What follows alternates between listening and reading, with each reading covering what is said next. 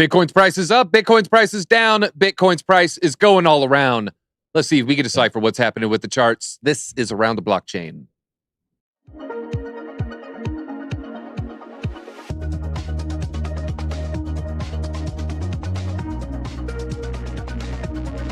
And make sure you give that like a pound because we have some great guests and they're going to sound off with some wonderful opinions. I can't even wait to get into it. So let's just start on the top left. We have Tim Warren. Tim, are you in the basement right now? What are you doing in the basement? Listen, DZ, I'm going to take up the whole storm. I'm going to come. I think, am I right beneath you? I think so. Is the basement right beneath you? Yeah. So I'm going to. All right. If you disagree with me, just hit the ceiling with the broomstick. If you make it too much noise or anything, I got you. All right. Also on today, we have Altcoin Daily. Altcoin Daily, always a great time when you're on. How have things been going? We had our graphics department. I'm hitting you with the curveball. Your thumbs, you've gotten tanner. Any insight into that? What do you mean, my thumbs? Okay, thumbnails. I'm sorry. You know what? That was a good one. All right. Hey, He keeps me on my toes, folks. That is Altcoin Daily. He's actually going to start with 1 point now. Also we have Piano Matty B. I was told he was supposed to start with -3. Piano Matty B, any comment?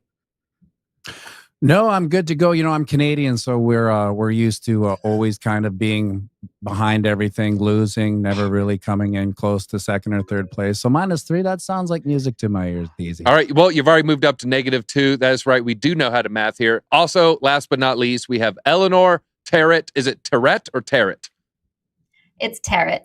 Tarrant, and she might give us some good insight because one of the topics today, Fox News, and she's a regular contributor on there. Don't worry. We'll keep the questions, not too wild here. We're going to stay in our lanes, but let's talk about Bitcoin and Bitcoin's price.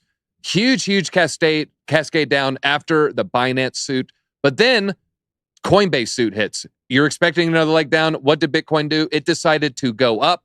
However, today, now we're down, I believe, around 2.5%. Piano Matty B, you do a little TA. I know you watch the charts. You're looking at these lines. You're looking at moving averages. Are we hitting these averages? Why are we bouncing all around? This is major news. I think we should be at like $14,000, right? Yeah, so do I, DZ. So do I. One thing I've been droning on and on about ad nauseum on my channel for weeks now is old Mr. Clean's head and shoulders pattern. And as you can see, we've spent a lot of time battling it out at the neckline here, but the bulls keep fighting back. But if, and I say if, we are to see continued bearish pressure, the price probability of this pattern is, and say it with me now, DZ, you take the poll, you slide it all to the breakout point, and then we're all at 23.2, which is also right at the 200 moving average, don't you know? Now we need to put in a new higher high, DZ, because as you can see, it's just been a series of constant lower highs, which feeds this bearish head and shoulders pattern narrative. So I'll be looking to close a candle above this descending channel's resistance up at 28.6 before I start feeling bullish about, well, anything, Daisy. All right. Well, great TA there. That first person sliding down, was that Altcoin Daily? It was Altcoin Daily. It was Altcoin Daily. All right. Well, Altcoin Daily, I guess I'm going to go to you. Altcoin Daily, I mean, one great breakdown. I like to see what your thoughts are on, wait, is that your twin? We got your twin up. This is a huge, I'm looking at, this huge market turmoil. We have a lot of things heading down. You have the SEC labeling multiple coins a security. Should I just sell every coin that they've labeled a security and just YOLO into Bitcoin? Should I just get the safe commodity, the digital gold? Should I just sell every coin that is labeled as a security in the US or could be labeled as a security in the US and just hodl Bitcoin? Certainly a constituency of the crypto market would tell you that. They're called the Bitcoin maximalists, and there's nothing wrong with taking that conservative approach to the cryptocurrency market. Now, here's the thing, DZ. In the past, now going into 3 days, we saw the SEC lawsuit against Binance US. Binance Global is the biggest exchange in the world. Binance US is very small, but still it has that brand name. Next day, lawsuit against Coinbase, the biggest exchange in the US. Same day of that next day, we saw the SEC move to freeze assets on Binance US, a scary thing for anybody who's betting crypto for, certainly since the Mt. Gox days. And then people are thinking, could Coinbase be next? Could the SEC try to freeze the assets for Coinbase? Now, thus far as I've heard, they're not able to do that. They just want to do that. But the fact that the market didn't really move that much, not that we couldn't still see some volatility, but the fact that we didn't see a new lower low, it speaks to the fact that we've been in a bear market for a while and there's just seller exhaustion, not to mention the fact that unlike the dot-com bubble of the 90s, which was primarily confined to accredited investors in the USA, crypto is global. There are kids in Bangladesh buying coins. So anything can happen.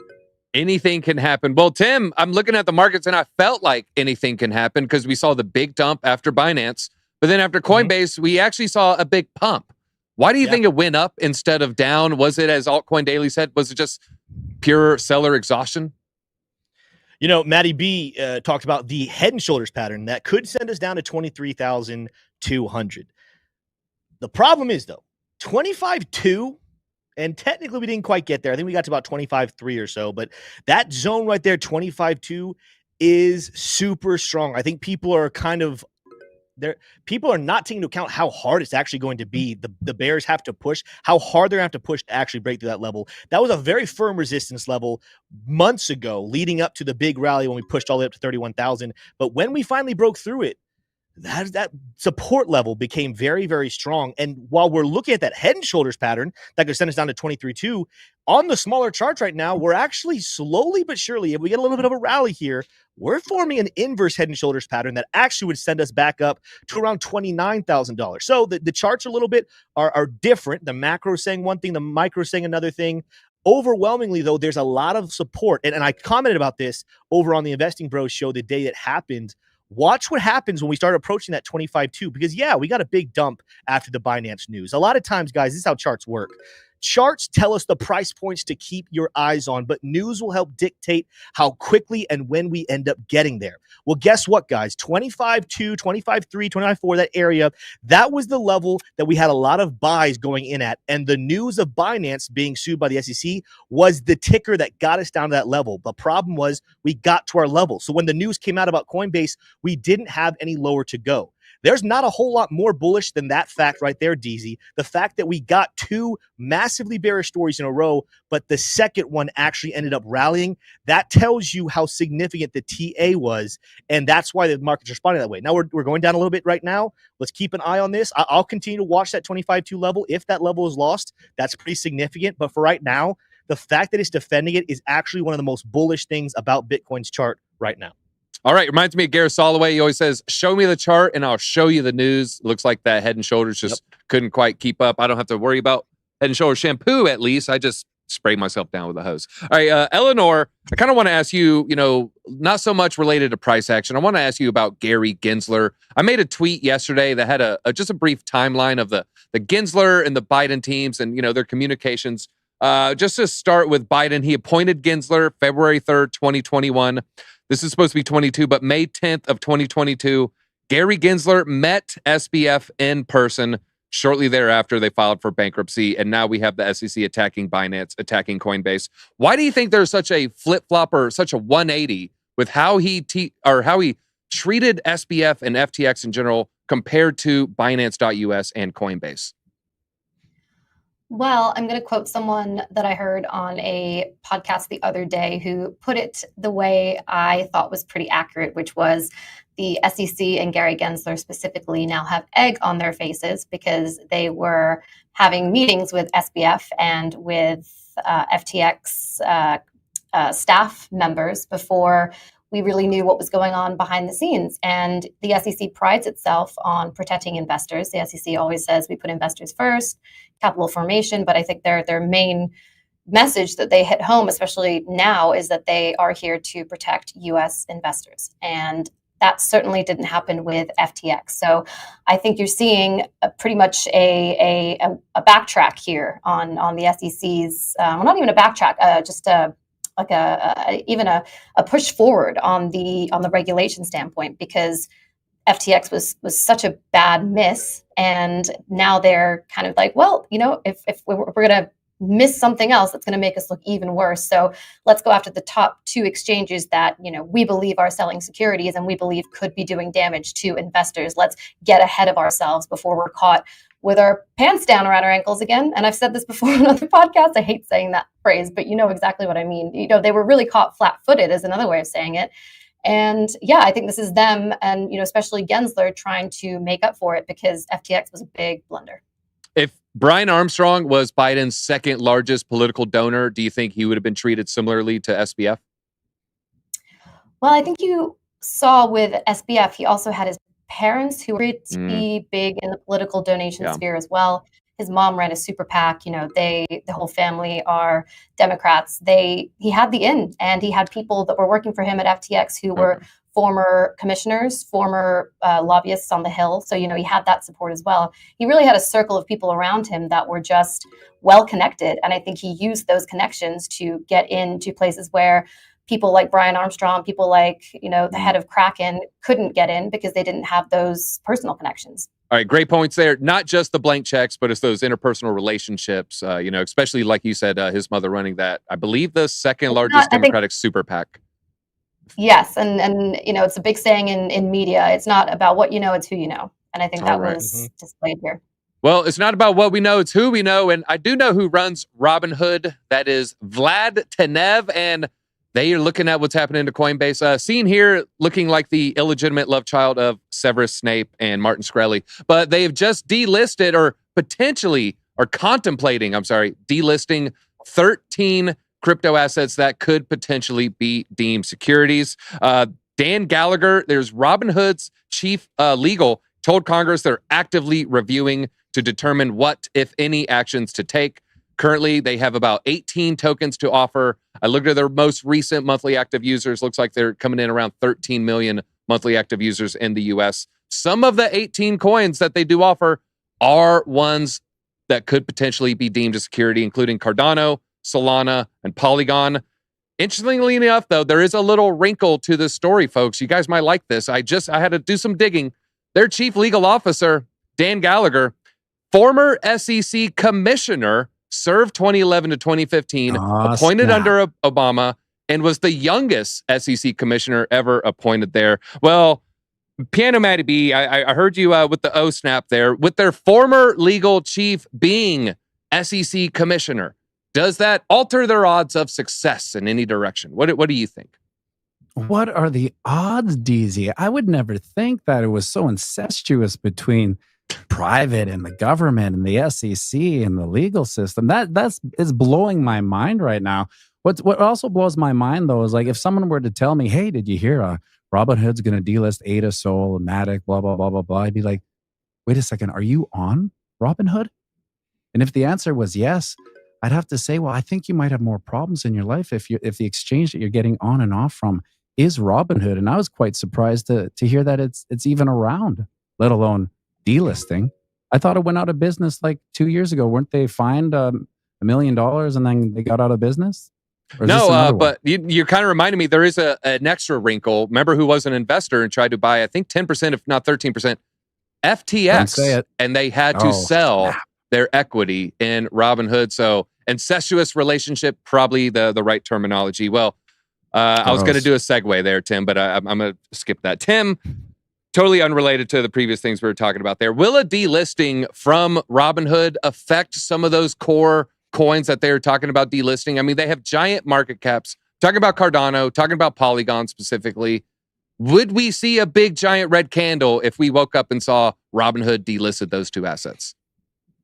I don't think so, DZ. And Robinhood's a touchy subject for us over here at Investing Bros. I'm not necessarily the biggest fan, but one of my co-hosts, T. Shroom, actually found his way into crypto via Robinhood. So we got to start by kind of laying out the positives and the negatives. The positive for Robinhood is there are people like T. Shroom who traded stocks a lot and found their way into crypto. And of course, now he uses a lot of different exchanges, but he has that special place in his heart. He's currently at training for the military, so he's not even aware of this news. He's going to come back here in 2 weeks, and he's going to be heartbroken that they're removing altcoins. But my first response, DZ, when I heard this was I was a little bit angry, and this is going to go back to the question you asked, but I was a little bit angry, and my first thought was, what cowards? Like, what cowards you got to be to, even though they haven't officially done it, even the contemplation of delisting these coins just because the SEC is throwing a temper tantrum at the moment and Gary Gensler doesn't know what to do other than throw FUD around the space. That's just very cowardly. But then I thought about it for another second. I was like, wait a minute. No, it's not. Because Robinhood is not a crypto exchange. And that's why, DZ, I don't think prices are going to be affected whatsoever. They're very concerned about their relationship with NASDAQ in the stock market. And yes, they offer cryptocurrencies. You can go trade cryptocurrencies there, but their main incentive is not crypto. So that is the reason why, I'm going to kind of back off. They're not cowards. They're just businessmen who the only reason they care about crypto is if they can put money in their pocketbooks because that's their business. All right. So I got to at least say that's fair.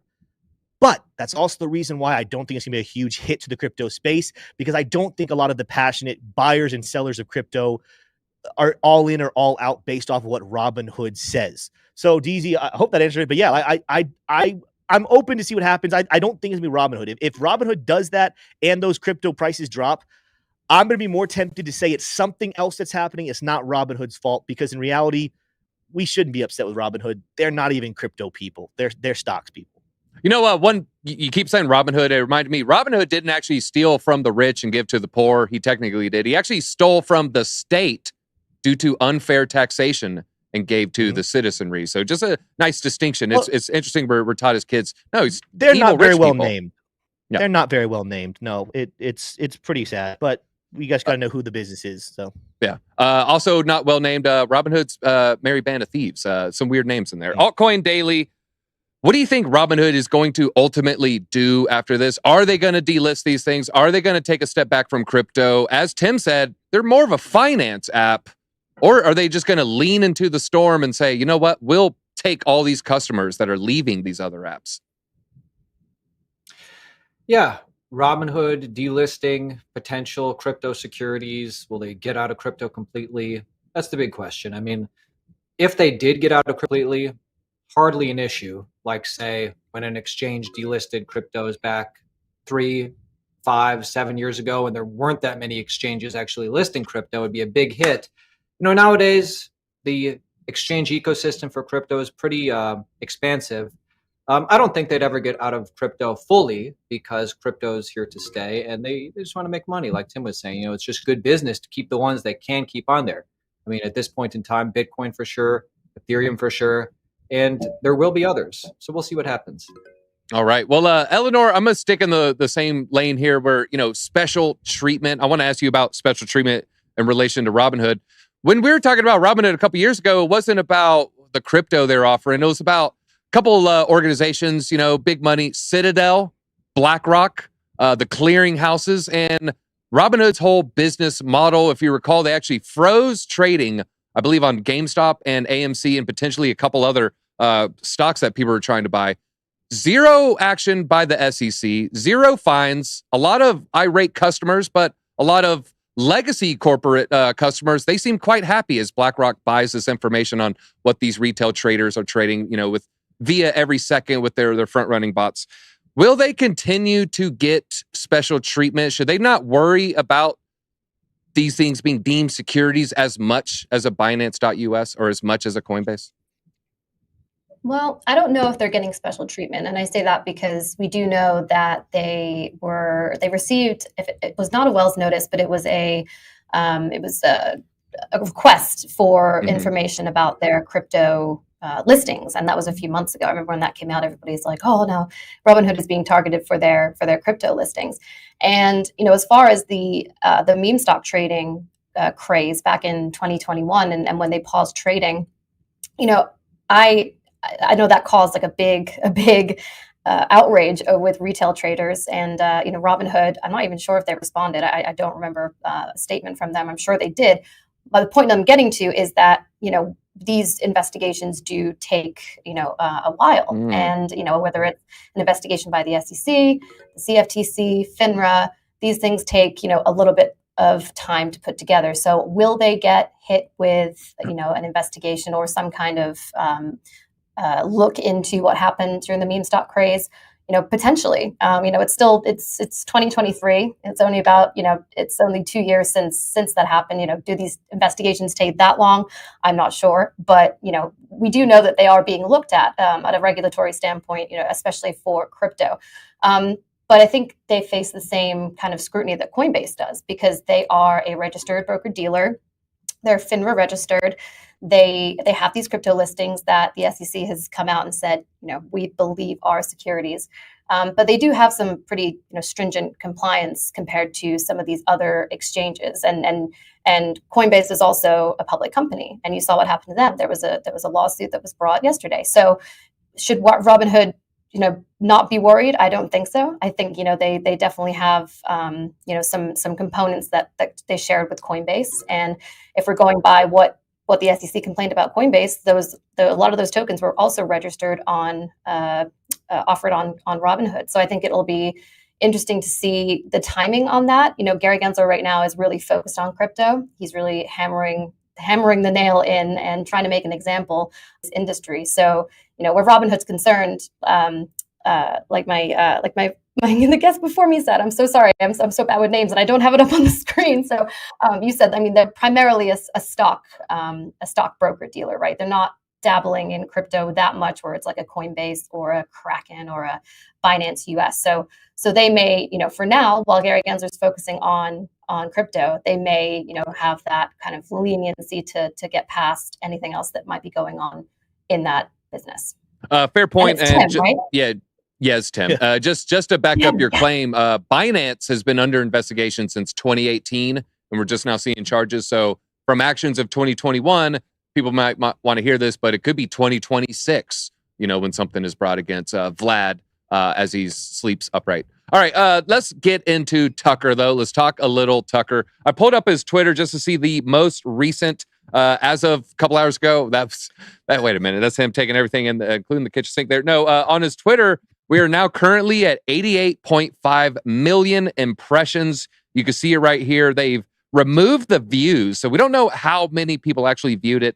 It wasn't all 88 million there, but we can assume it is probably a sizable percentage of the 88 million there.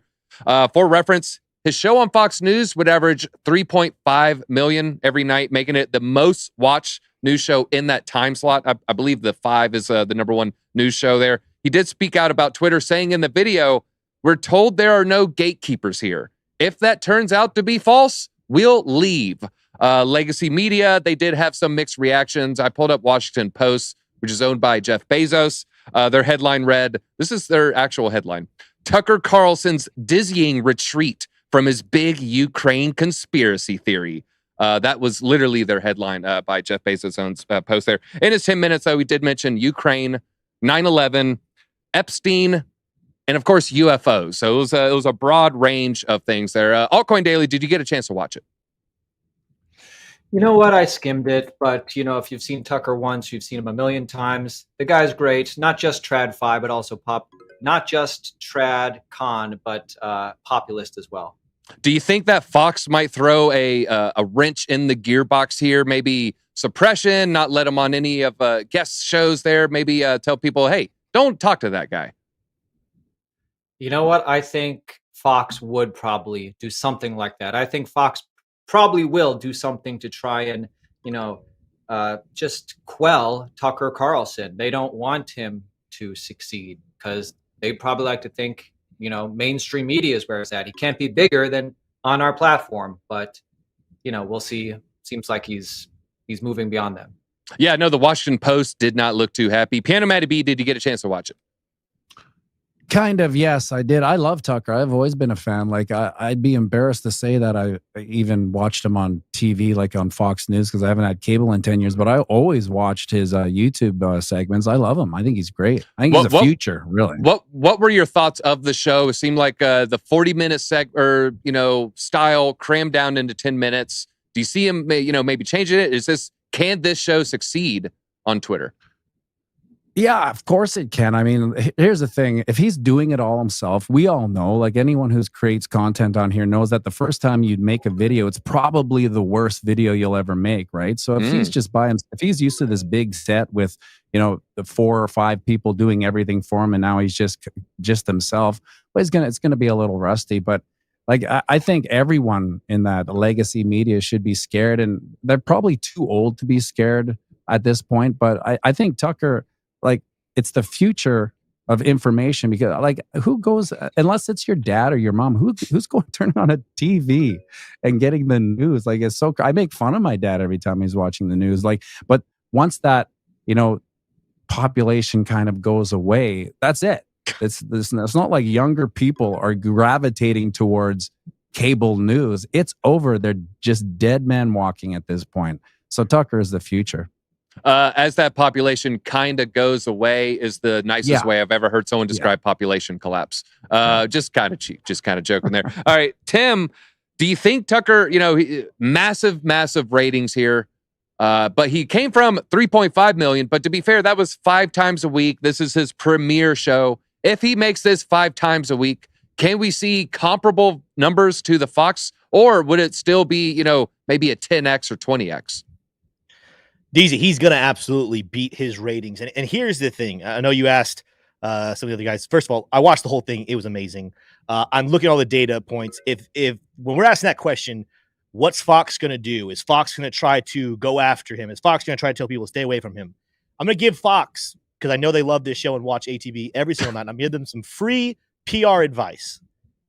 Do not literally say publicly, we are so happy to see Tucker's success. We wish him the best. Loved having him here, because the minute they do any type of FUD against Tucker, they're going to double his views. There's no one more entertaining to watch than someone who mainstream media tells you not to watch. That is going to be the key. And I bet you Tucker is sitting here praying and hoping that Fox comes out and says something negative, because that only gives him more and more and more attention. And isn't that what Tucker is? Like, I like Tucker. I think he's a great guy. He's definitely a fan of the inflammatory speeches. And every single time someone from the left or liberal, or just anyone who disagrees with him in general, tries to throw fire at him, tries to get rid of him, it only makes him bigger. It only makes him stronger. So Fox, if you're scared, don't try to FUD him out. Support him, and that'll actually douse the fire. No, it was really, really great. I don't know about the alien thing. I think I'm different opinion than him on the alien thing. I don't even know if he was saying he believes in it. He was just talking about it. But what I loved about it, DZ, was, and this is why we're going to see more like this. I don't know if people are going to leave Fox. Respect to Eleanor coming on the show. Sure, you're doing great over there. But he got to say things that I'm sure was just so relieving to get off his chest, that he probably had wanted to talk about. And it's funny because how crazy he went out there on Fox. I guarantee you what we're going to see from him over the next couple of weeks on Twitter is going to be a man who gets to speak freely every single thing he thinks. Because I guarantee you, as racy as he's been on Fox, there's just no way he would have made it based off some of the things he said in that video last night. And I love it. And people are going to love it. And you're going to watch other people. And it's just both left and right. Obviously, more people on the right, more people conservative are going to love Tucker, but watch people leave CNN that a lot of liberals love to listen to, and they're going to want to hear what they have to say unfiltered over in a different place. And I'm a big fan. Politically, I have my own views, but I want people to have the freedom of speech, no matter what they believe, no matter whether I think it's genius or crazy. You got to have the freedom to say it, and it's dwindling on mainstream media like Fox and CNN and other places. It's free over here on Twitter. I hope more of them follow Tucker and come over here and make those videos. All right. Well, Tucker, you lost Tim at the aliens there. Tim is out at ET. Eleanor, could we start to see a trend with other TV hosts leaving their network, especially if they've been recently fired? Don Lemon or Lemon is probably the number one name that comes to mind. Are we going to see this trend emerge? Well, I just want to start out this segment by saying that I am a producer and a journalist for Fox Business Network. So I just want to put that out there. Huge fan of Charles Gasparino. A big fan of business. I used to watch their in New York Stock Exchange opening. This is like 15 years ago, though. But yeah. Oh, nice. Yeah. So that's my boss. He's great. So with respect to, I just want to hop back to something that Matty said, and that was about just views cable news views being down across the board. And that's true. That's something that a lot of TV are realizing now. And it's, I'd say from what I've heard, it's about, 15 to 20% down, like across all cable news, across all basically MSM. And that's, there's probably a few reasons for that. I do think that it'll pick up again as we get closer to the election. People will go to, their channels that they have always watched for the presidential elections, and they'll kind of go back to them and say, all right, this is where I'm going. It's easy to go home after a long day at work and turn your TV on and sit in front of the TV, as opposed to firing up your computer or, just kind of like trying to find something on your phone that you relate to. So I do think that we may see those numbers go up a little bit.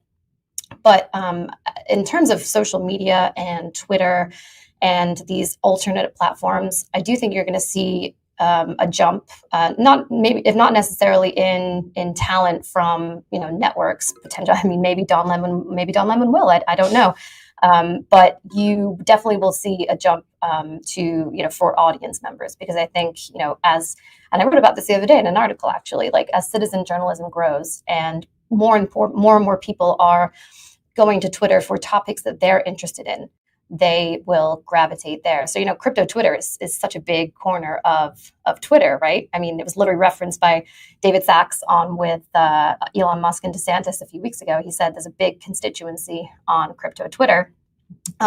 So you are seeing large communities kind of come together for their news on these platforms. And I think the more and more that content creators that realize that, and they go to these platforms and they say, I'm going to make this content, they're going to have, tons of followers.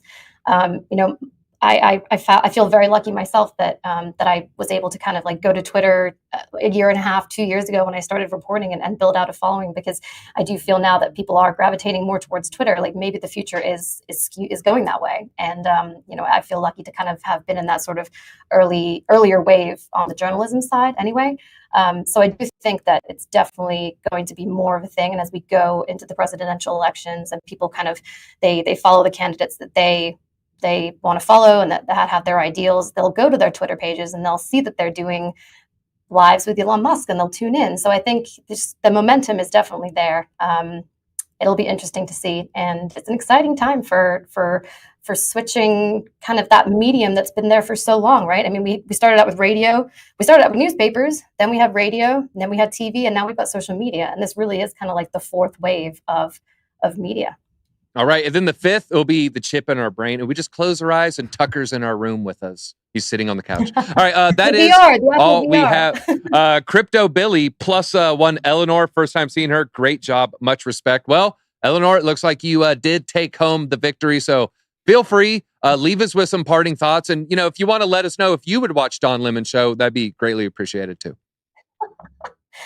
Yeah, so I'm more into crypto these days, I guess. And it's actually funny, and I will expound upon this because I think a lot of people don't know this about me. I'm actually not a U.S. citizen. I was born in the U.K., and that's why I have on my Twitter bio, it says made in the UK. I moved to the States when I was 9. My dad's a reporter, and we moved here because of his job with the BBC. So I've actually never voted in an election. So becoming a citizen is something that I do eventually want to do. And watching these presidential elections, I was working at Fox at the last one, 2020, and I'll be here for the next one, hopefully. And it's just it's really interesting to see kind of that, that perspective. It's very different in the UK politics as opposed to US politics. So just want to let you guys know that fun fact about me. And I guess something else I'm watching next week that I feel like I should just bring up is that House Financial Services hearing. It's a full committee hearing between Republicans and Democrats. It's on the future of crypto. It's going to be led by McHenry and Ranking Member Waters. So I feel like we will see some potential, depending on the witnesses, we'll see some potential fireworks there, but also some more commentary on that legislative bill that came out from Thompson and McHenry last week. So a lot to look forward to in crypto this month and in the coming days. All right, it's going to be an exciting year as we gear up for the bull run. We assume it's still going to come eventually, but that is all we have time for. Make sure you hit the like button. That's all we got. Everyone's description is going to be below. Please check it out. Click on their links. Make sure you're sub to their channels. Make sure you're following their social media. Until next time, easy out.